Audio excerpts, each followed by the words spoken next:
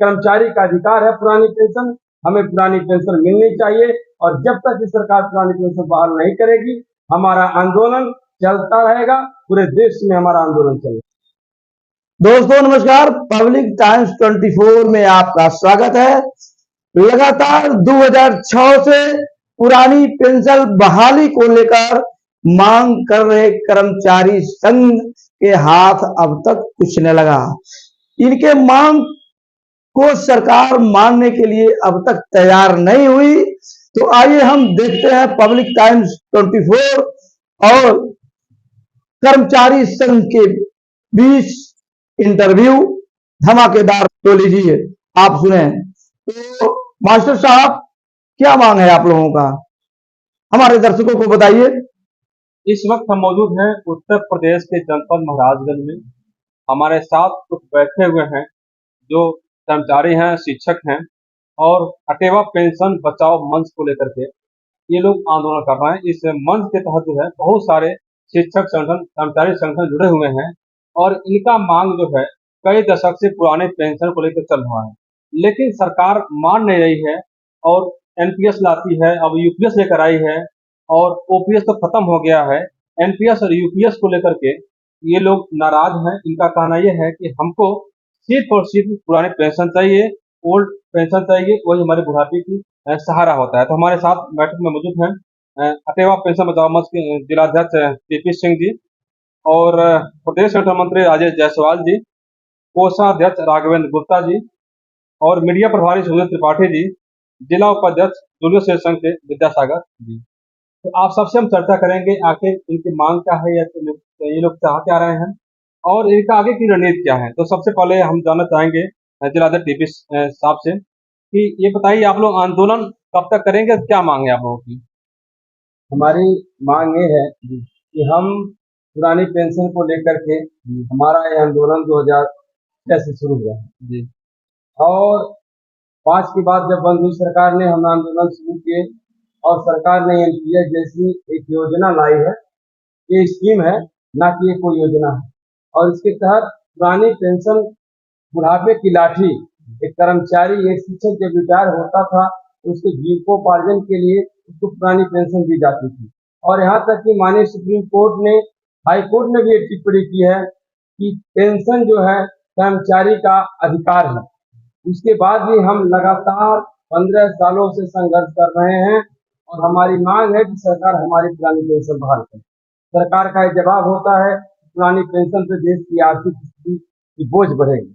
मैं कहता हूं एनपीएस में आप जो कर्मचारियों का 10% पैसा दे रहे हैं और अपना सरकार का जो 18%, 18.5% पैसा दे रहे हैं, यानी कि 28.5% आप प्राइवेट कंपनियों को क्यों दे रहे हैं? इससे देश को नुकसान है, इससे देश को कहाँ फायदा हो रहा है? आप 4-4 पेंशन लेते हैं, कोई भी नेता रिटायर होता है नहीं है, फिर 4-4 पेंशन ले रहे हैं, क्यों? इससे देश को बोझ नहीं है। ये कर्मचारी का अधिकार है पुरानी पेंशन, हमें पुरानी पेंशन मिलनी चाहिए। और जब तक इस सरकार पुरानी पेंशन बहाल नहीं करेगी, हमारा आंदोलन चलता रहेगा। पूरे देश में हमारा आंदोलन चलेगा। अब जानना चाहेंगे मंत्री राजेश जायसवाल जी से कि यूपीएस की क्या खामियां हैं।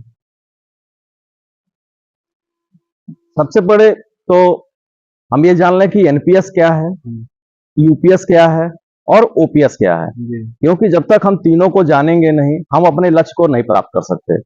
सबसे पहले हम आपको ओपीएस के बारे में बता दें तो ओपीएस एक, जिसको हम पुरानी ओल्ड पेंशन स्कीम या पुरानी पेंशन स्कीम के नाम से हम जानते हैं, उसमें यह व्यवस्था थी कि हर कर्मचारी जब सेवा में आता था तो उसका एक जीपीएफ अकाउंट खुल जाता था, जिसमें उसके बेसिक सैलरी यानी कि मूल वेतन का 10% उसकी कटौती होती थी। और उस कटौती को जीपीएफ का जो उस समय का जो ब्याज होता था, वह ब्याज लगा करके जब वो कर्मचारी रिटायर होता था तो उस जीपीएफ का जो उसका कटौती का है और प्लस ब्याज का, वह पैसा उसको सेवानिवृत्ति के समय एक मुश्त उसको भुगतान कर दिया जाता था और उसके मेच्योरिटी पर यानी कि भुगतान की जो धनराशि है उस पर किसी प्रकार की कोई टैक्स नहीं करते थे।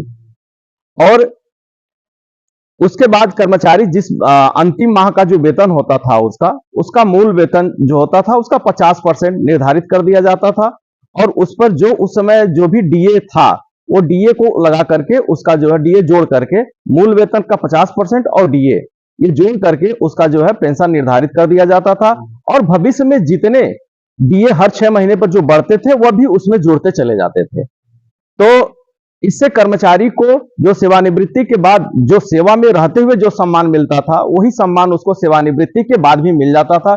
उसको किसी प्रकार का आर्थिक को संकट का सामना नहीं करना पड़ता था।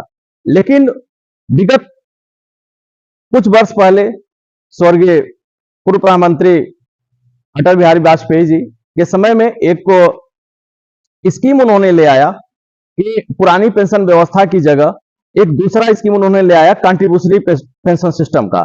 यानी कि उसमें जो है कंट्रीब्यूशन दोनों करेंगे, एम्प्लॉय भी करेगा और एम्प्लॉय भी, यानी कि कर्मचारी भी अपना उसमें पेंशन में निवेश करेगा और गवर्नमेंट भी अपना पेंशन निवेश करेगी। दोनों में 10-10% का रेशियो रखा गया कि 10% गवर्नमेंट देगा और 10% कर्मचारी देगा।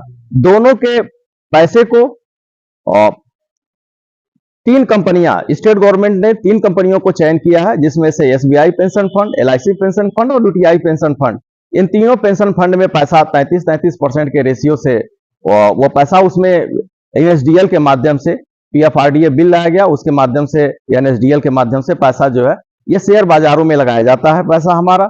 और उसके बाद जब कर्मचारी रिटायर होने लगा, विगत उसमें कुछ समस्याएं ऐसी आई कि किसी कर्मचारी की साल भर के बाद ही, किसी कर्मचारी की 2 साल के बाद ही अल्पकालीन अगर उसकी मृत्यु हो जाती थी तो उसके परिवार को कोई पेंशन नहीं मिलता था। यानी कि लगभग 200, 400, 500 की अल्प सेवा पर ही एनपीएस के माध्यम से जो पैसा भुगतान होता था उसमें उसके परिवार का भरण पोषण नहीं हो पाता था। हम लोग लगातार मांग करते रहे इस चीज को कि पुरानी पेंशन में यह व्यवस्था थी कि कर्मचारी का अगर अल्पकाल में ही अगर मृत्यु हो जाती है तो उसके परिवार को कम से कम 30% मूल वेतन उसका पेंशन निर्धारित कर दिया जाता था, जिससे उसके परिवार को सहारा मिल जाता था। लेकिन ऐसे में एनपीएस के माध्यम से ये आदेश, जो एनपीएस था उससे एक भी धनराशि न मिलने की वजह से या बहुत कम धनराशि मिलने की वजह से उसका परिवार का भरण पोषण नहीं हो पाता था। अंत में उत्तर प्रदेश पहले भारत सरकार ने, फिर उत्तर प्रदेश सरकार ने 6 अक्टूबर 2016 को एक आदेश जारी किया, जिसमें कहा कि अगर कोई कर्मचारी एनपीएस में है, अगर उसकी मृत्यु हो जाती है तो उसके परिवार को पूर्व की भांति पारिवारिक पेंशन जारी रखी जाएगी। तो उससे आदेश के बाद, हालांकि उसको लागू करने में 2-3 वर्ष लग गए उत्तर प्रदेश में, लेकिन उसमें जितने भी लोग सेवा में थे, उत्तर प्रदेश में 1 अप्रैल 2005 के बाद एनपीएस लागू हुआ और भारत सरकार में 1 अप्रैल 2004 के बाद लागू हुआ। तो ऐसे में उन कर्मचारियों को जिनकी आकस्मिक निधन हो गए थे, उनके परिवार को तो पेंशन मिल गया, लेकिन उसके बाद फिर वो विसंगतियां जारी रहीं। 10 साल, 12 साल, 14 साल के बाद आज लगभग 20 साल हो गए एनपीएस को लागू हुए, 20 साल होने जा रहे हैं, लेकिन अभी भी जो कर्मचारी सेवानिवृत्त हो रहा है उसको सम्मानजनक पेंशन न मिलने की वजह से वो परेशान है। विगत 2018 में जब आंदोलन जब अपने चरम पे था, 2018 में अटेवा के बैनर तले उत्तर प्रदेश में और एनएमओपीएस के बैनर तले पूरे भारत में जब आंदोलन अपने चरम पे था, हम लोग 30 अप्रैल 2018 को दिल्ली में गए। फिर उसके बाद 26 नवंबर 2018 को दिल्ली के रामलीला मैदान में विशेष बड़ी रैली हमने जब पेंशन के आंदोलन के रूप में किया, तो भारत सरकार की नींद खुली और उन्होंने छत्तीसगढ़, मध्य प्रदेश और राजस्थान, ये 3 प्रदेशों में स्टेट गवर्नमेंट की चुनाव थी। तीनों जगहों पर भारतीय जनता पार्टी की सरकार थी। भारतीय जनता पार्टी की सरकार को लगा कि यहां पर पेंशन आंदोलन बड़े चरम पर है।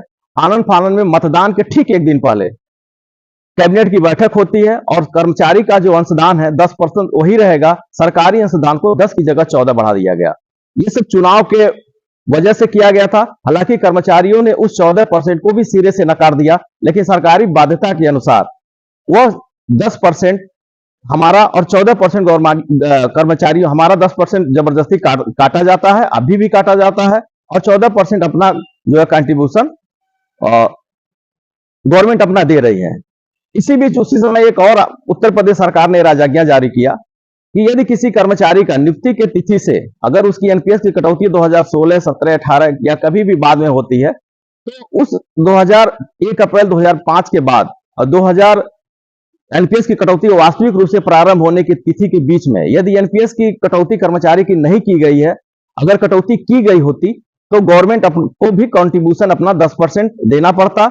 तो स्टेट गवर्नमेंट ने, उत्तर प्रदेश की सरकार ने एक आदेश जारी किया, कर्मचारी का अंशदान कटा हो या ना कटा हो, हम अपना अंशदान अनिवार्य रूप से देंगे और उस पर जीपीएफ का ब्याज लगा करके देंगे, जिसमें से उत्तर प्रदेश सरकार ने लगभग 5,000 करोड़ रुपए की धनराशि भी विभागों को जारी किया था। सिर्फ माध्यमिक शिक्षा विभाग ही एक ऐसा है जहां पर यह लागू हो पाया। बेसिक में अभी भी यह लागू नहीं हो पाया। आज भी जो है 2005 के जो नियुक्त अध्यापक हैं, 6 के नियुक्त अध्यापक हैं, 7 के नियुक्त अध्यापक हैं, 2018-19 से एनपीएस की कटौती प्रारंभ हुई है, परंतु उनकी आज भी वो 10 वर्षों 12 वर्षों की जो एनपीएस की गवर्नमेंट की कंट्रीब्यूशन है और उस पर जीपीएफ का ब्याज लगा करके आज तक पेमेंट नहीं किया गया। जबकि अभी विधान परिषद में माननीय मुख्यमंत्री जी ने अपना वक्तव्य दिया है कि हम नियुक्ति की तिथि से सारे कर्मचारियों का भुगतान कर दिए हैं। ये आरोप उनका पूरा निराधार है।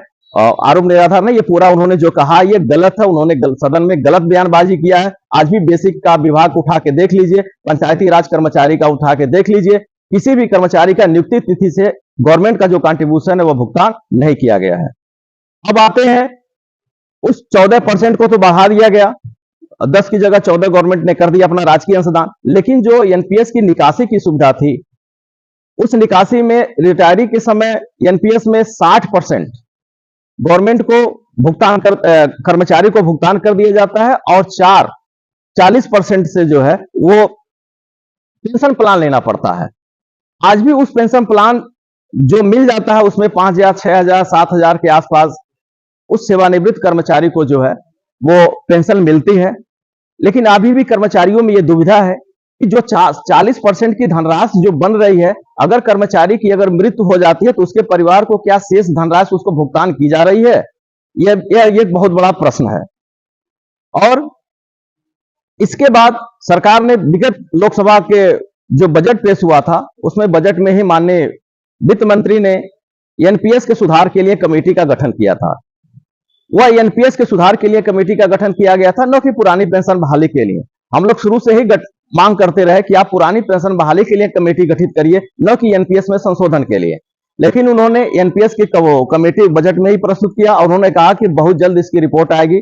टीवी सोमनाथन जी जो उस समय सचिव थे, उनके नेतृत्व में कमेटी का गठन किया गया था। कमेटी की रिपोर्ट अभी आई नहीं है। तब तक सरकार ने जो है एनपीएस की जगह नहीं बल्कि एनपीएस के विकल्प के रूप में उन्होंने एक यूनिफाइड पेंशन स्कीम जो यूपीएस के नाम से जानी जाती है, उस स्कीम को उन्होंने ले आया। एनपीएस में एक व्यवस्था थी कि कर्मचारी रिटायर होता था तो जो भी उस समय उसका अमाउंट होता था उसका 60% उसको सेवानिवृत्ति के समय भुगतान कर दिया जाता था। यूपीएस की सबसे बड़ी खामी यह है कि जो हमारा कट रहा है और गवर्नमेंट ने अपना कंट्रीब्यूशन 10 की जगह जो पहले एनपीएस में 14 था, बाद में उसको यूपीएस में 18.5% कर दिया। तो अब 10 हमारा कटेगा, 18.5 गवर्नमेंट का मिलेगा, कुल 28.5% के आसपास वो धनराशि हो रही है।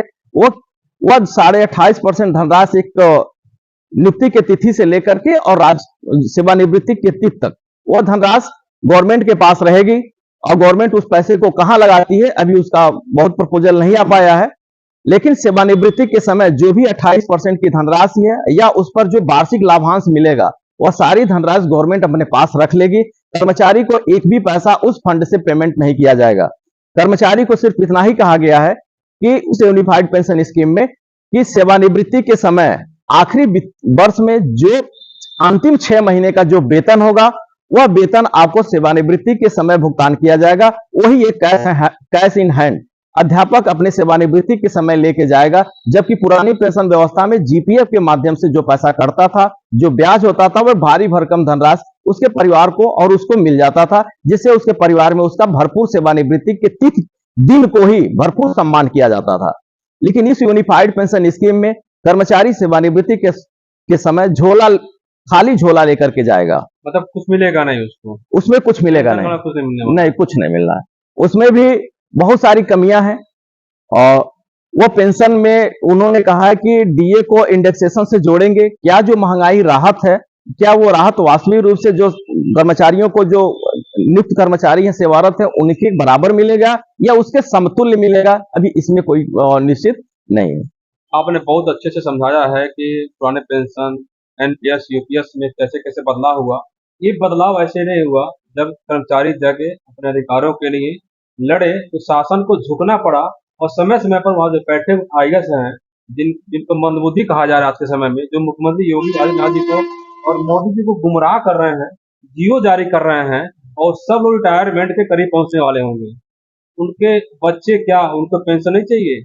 इसको लेकर के बहस चल रही है और आपकी मांग है कि हमको सिर्फ और सिर्फ पुराने पेंशन चाहिए और वही हमको चाहिए, वही मंजूर है।